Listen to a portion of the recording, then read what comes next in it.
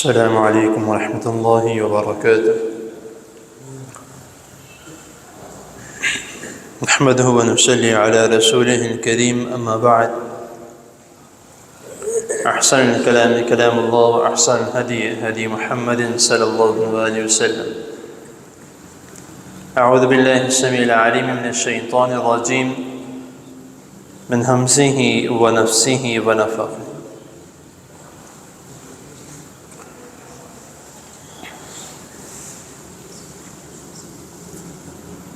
وَلَكُمْ نِصْفُ مَا تَرَكَ أَزْوَاجُكُمْ إِن لَّمْ يَكُن لَّهُنَّ وَلَدٌ۔ صدق اللہ العظیم۔ حضرت محترم، اللہ تعالیٰ کی توفیق سے قرآن و حدیث کے مطابق وراثت کے احکام و مسائل جو کہ ہمارے معاشرے کے لیے بہت زیادہ ضروری ہیں، اختصار کے ساتھ کئی نشستوں سے آپ کے سامنے بیان کیے جا رہے ہیں۔ پچھلی نشست میں قرآن مجید کی آیت نمبر 11 کے حوالے سے، جو اس آیت میں اللہ رب العزت نے وراثت کی تقسیم کے متعلق جو ہمارے لیے احکامات نازل کیے ہیں، اور جس طریقے سے، جس انداز سے کہ کس کا کتنا ہے، بیٹا ہو تو کتنا ہے، بیٹی ہو تو کتنا ہے، دونوں ہوں تو کتنا ہے، تو اگر اولاد بھی ہے، والدین بھی موجود ہیں، پھر کتنا ہے۔ تو اس کے متعلق پچھلی نشست میں آپ کے سامنے میں نے بیان کیا تھا۔ آگے اسی آیت میں، آیت نمبر 11 میں ایک دو چیزیں ایسی ہیں جس کے متعلق میں پہلے ذکر کر چکا ہوں، جس میں اللہ رب العزت نے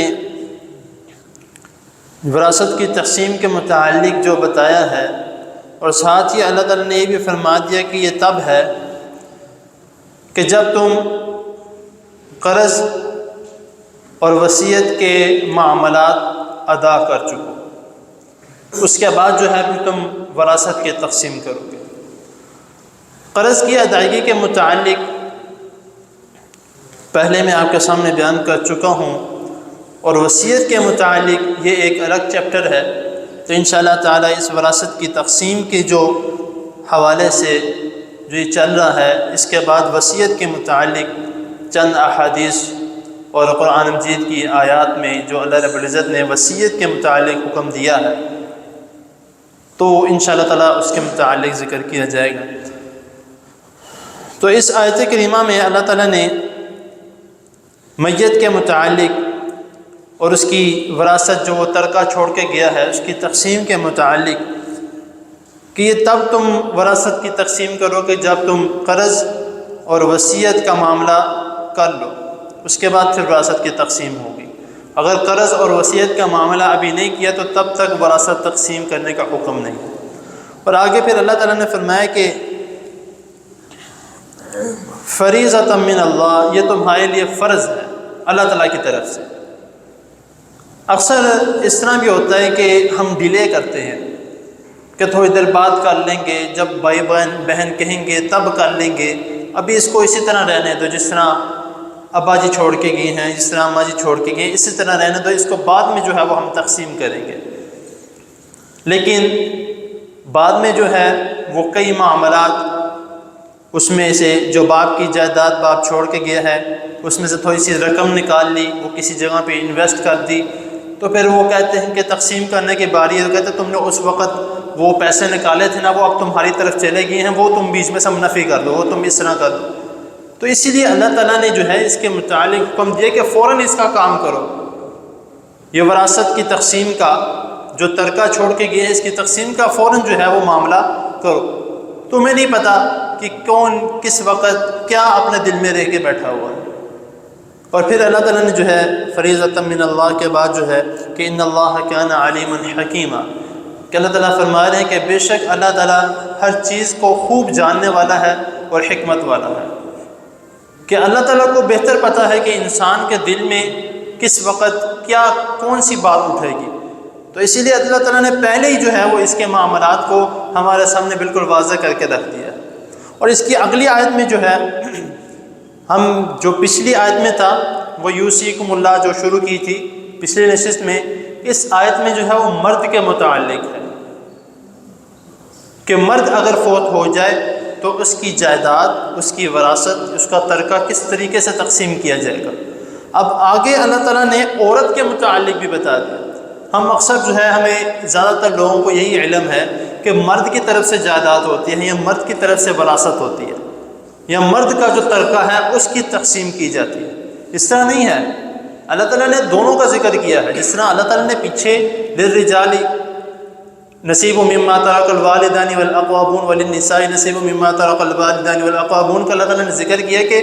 مرد کے لیے بھی ہے اور عورت کے لیے بھی ہے، ظاہر سی بات ہے دونوں نے حصہ لینا ہے، لیکن تقسیم کرنے کے متعلق بھی اللہ تعالیٰ نے کسی کو آگے پیچھے نہیں کیا۔ تقسیم کرنے کے متعلق اللہ تعالیٰ نے مرد کا ذکر کیا، اس کے بعد پھر عورت کا ذکر کیا کہ وَلَكُمْ نِصْفُ مَا تَرَكَ أَزْوَاجُكُمْ إِن لَّمْ يَكُن لَّهُنَّ وَلَدٌ، کہ تمہاری بیویاں جو کچھ چھوڑ کر مر جاتی ہیں، فوت ہو جاتی ہیں، تو اب ان کی وراثت جو ہے، ظاہر سی بات ہے انہوں نے بھی جمع کر کے رکھا ہے، انہوں نے بھی اپنا، ان کو جو باپ کی طرف سے ملا یا ان کو اپنے خاوند کی طرف سے ملا، اب وہ جو ان کا جو مال ہے اب اس کو تقسیم کرنے کی باری، کیونکہ عورت فوت ہوئی ہے۔ اکثر جو ہے وہ ایک اور میں یہاں پہ بات ایڈ کر دوں کہ جس طرح میں نے کہا کہ باپ کی طرف سے ملتا ہے، اکثر باپ کے فوت ہو جانے کے بعد جو ہے وہ بھائی بہنوں کو حصہ نہیں دیتے تب جب ان کی شادی ہو جائے، بلکہ نہ بھی ہوئی ہو تب بھی بہت کم اس طرح سننے کو ملتا ہے، کیونکہ اکثر جو ہیں وہ جائیداد کے مسائل، اکثر جو ہیں وراثت کے مسائل آتے رہتے ہیں، پوچھتے رہتے ہیں، تو ہم کہتے ہیں کہ بھائی وہ اپنے سسرال والوں کی طرف سے یعنی کہ اپنی خاوند کی طرف سے جو ہے اس کو حصہ مل جائے گا تو ہمیں دینے کی کیا ضرورت ہے؟ ایسا بالکل بھی نہیں ہے۔